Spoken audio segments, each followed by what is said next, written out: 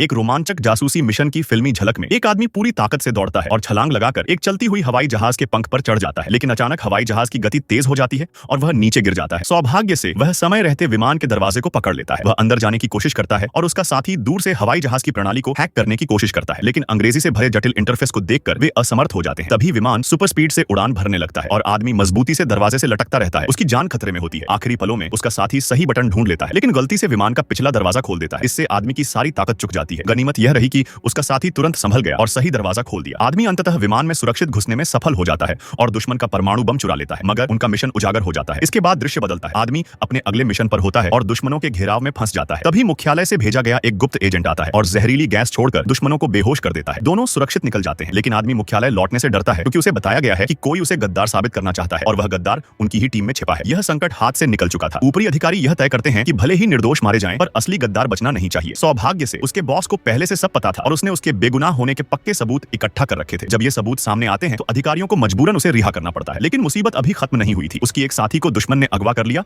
और उसके शरीर पर टाइम बम बांध दिया। असल में इस साथी ने कभी दुश्मनों से एक अहम जानकारी चुरा ली थी। हालांकि उसकी जान पर बनी थी, फिर भी आदमी बेखौफ था क्योंकि उसने वह जानकारी पहले ही नष्ट कर दी थी और पूरी तरह याद कर रखी थी। उसने दुश्मनों को चेतावनी दी कि अगर उसके साथी को कुछ हुआ तो वह किसी भी हद तक जाकर बदला लेगा। आदमी के इस सख्त रुख के सामने दुश्मन बेबस हो गया और उन्हें टाइमर रोकना पड़ा। खतरे से निकलने के बाद आदमी और उसका साथी तुरंत हरकत में आते हैं और आखिरकार दुश्मनों